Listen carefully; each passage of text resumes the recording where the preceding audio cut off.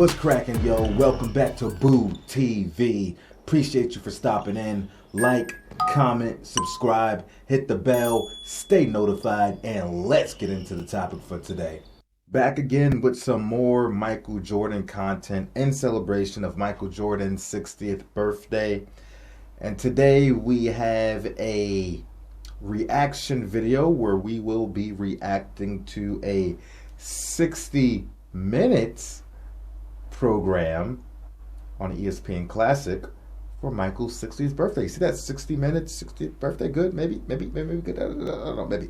Anyway, 60 Minutes was a show that was around when I was a kid and probably way before I was born, I would have to imagine.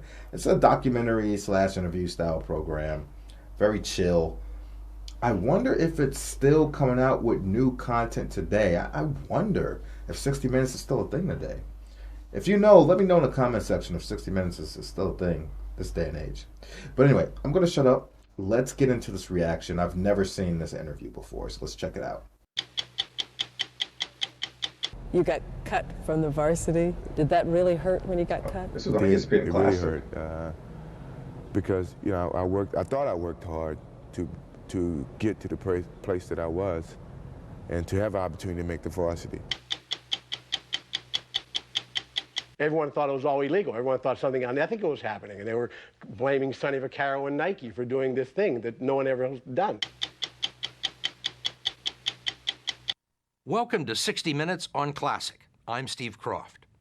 In sports, the most famous often go by a single name, such as Ali or Pelé, or a simple nickname like the Babe or the Great One.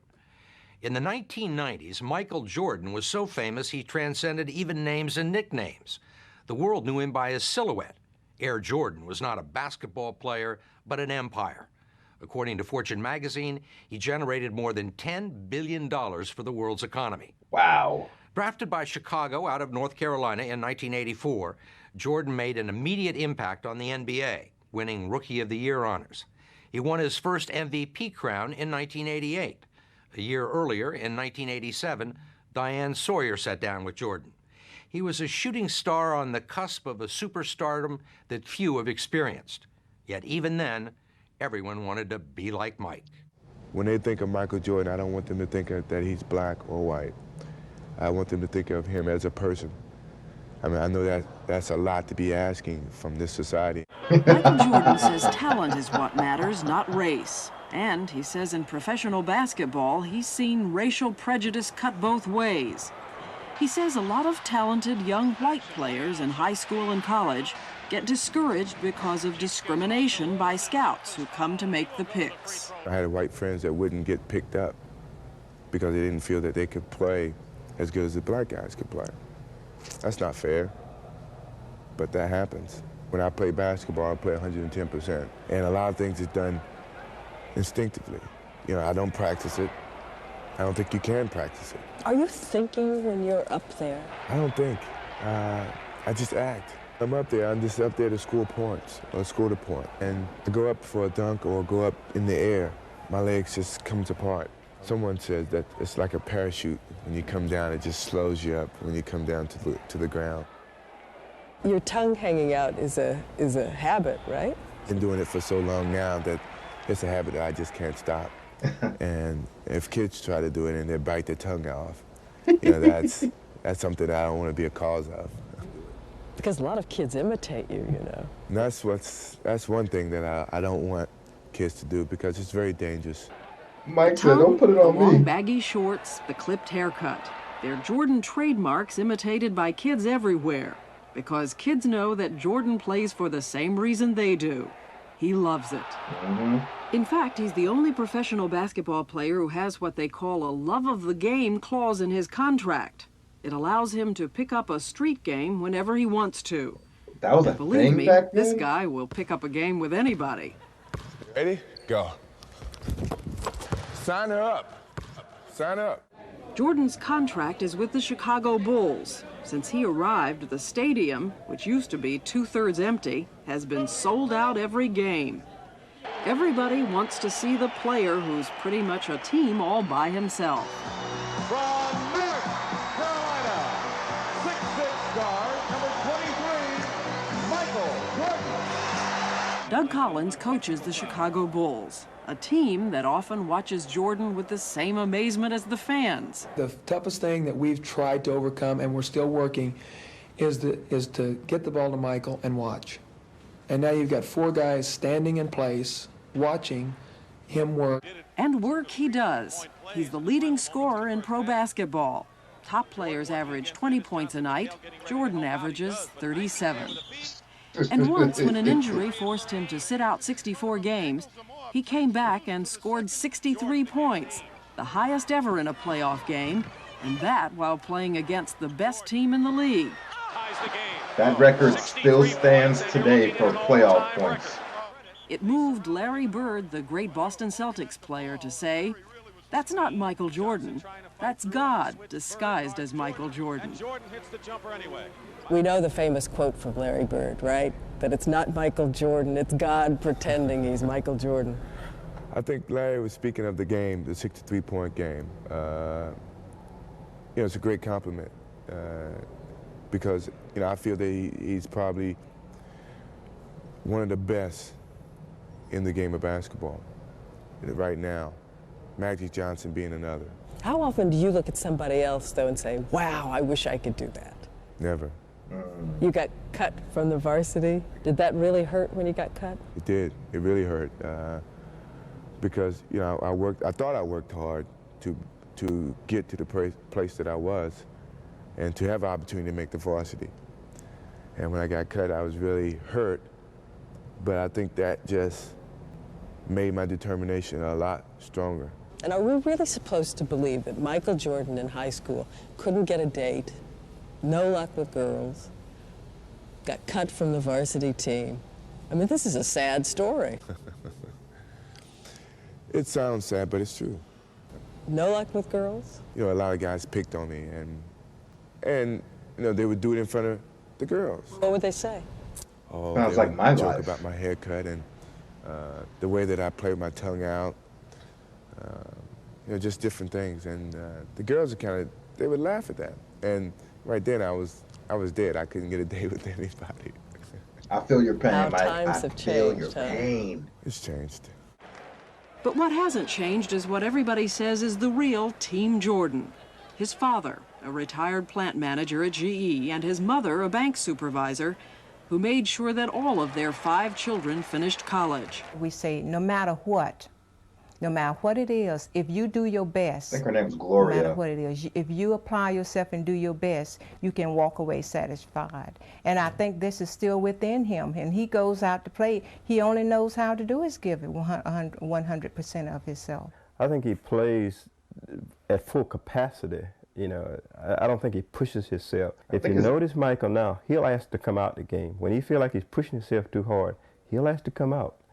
And I've asked him about that. Why do you have to come out so regularly? And he says, Dad, when I get to the place where I feel like my performance is falling, I quit.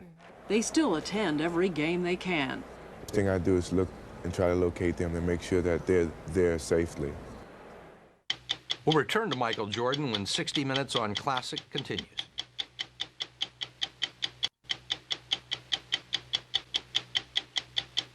I had great parental guidance when I was young. They taught me from day one right from wrong. And, dealing with drugs and alcohol, that's wrong, and I know that what I do have to be right. Ever been tempted yourself? I won't do it at all. I just don't. You don't use it all? You don't use drugs at all? You don't drink at all? Beer. You don't drink beer at all? Nothing. I don't have the taste for it. Now he a whiskey drinking, cigar Somebody smoking sitting boy. at home is going to be saying, too good to be true. This. I know, but I know what my lifestyle is, and I know how positive I want my lifestyle to be, and that's the way I live it. Somebody said that you do your own vacuuming, sewing, house cleaning. I always felt that I was going to be a bachelor.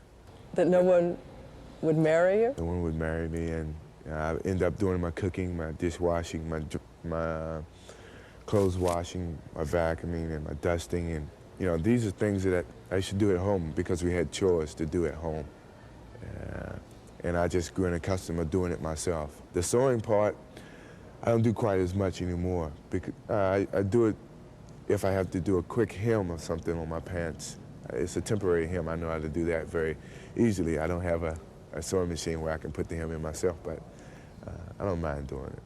But while Jordan is busy sewing hems in his pants, a sports management agency called ProServe is busy sewing up deals for Jordan. What we've done in the past is usually with Jordan tie-in the image of the Air Jordan line along with the McPack Fuel for Air Jordan.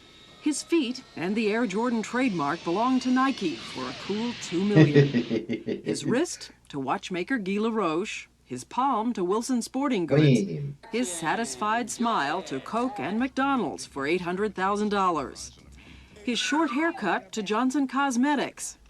Add in his basketball contract and you're looking at a $4 million a year man. Do you feel sometimes that all of you is owned by some company or corporation? A little bit. I feel that I've reached my limits in endorsements. ProServe handles a number of star athletes, but Jordan is a mini conglomerate and requires 8 people just to watch out for his money and advise him on every kind of contract from promotional to prenuptial. Donald Dell is the chairman of ProServe. Michael is changing the whole trend of a black athlete in a team sport where there are 9 players or 5 players or 11 players playing at the same time. It's a difference, and I think it's really in the consuming public's mind, and he's bridged that gap. So Michael Jordan turns out to be the guy who really has everything, with the only question, how long can it last? The innocence, the blazing talent, and above all, the joy of a man who has learned how to fly. Michael Jordan is Peter Pan? I heard that. I can see myself being like that in the basketball world. That I wish that I can never grow up and I can be this age forever and play the game of basketball forever. Feel that, bro. Not even Michael Jordan could play basketball forever, although he tried. He retired 3 times, finally calling it quits in 2003. A 13-time All-Star, he led the Chicago Bulls to 6 NBA titles. Among his many accomplishments, he holds the NBA career scoring record for most points per game. For his thoughts on Michael Jordan, here is 60 Minutes creator Don Hewitt. He was a phenomenon. He was charming. He handled himself well. There was nothing egomaniacal about him. Not he at knew all. who he was, and he was comfortable with it. Super humble. And he and Diane Sawyer got along just great. And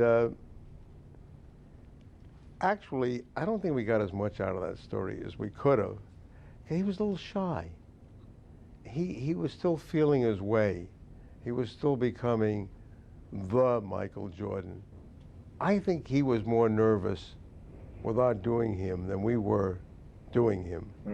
And I think he might have given us more if you were to do him today or 10 years ago, as he did when we did him then, because he was still feeling his way.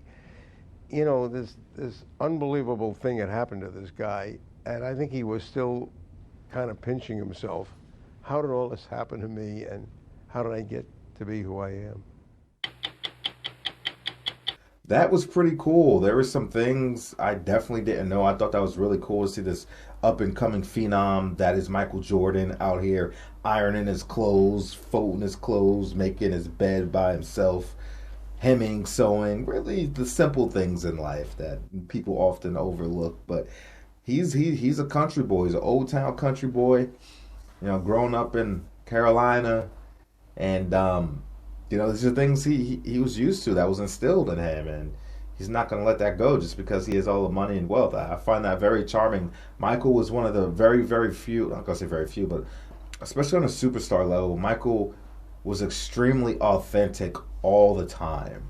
And you really don't see that much today. I feel like there's a lot of unauthentic NBA players out here when I watch their interviews, and just a lot of it just seems real fake or disingenuous, but Mike was and still is extremely humble in many ways, and it was cool to see young Mike interview. He's very, even back then, very well spoken, very mild mannered, very thoughtful, Loved it. Loved the interview.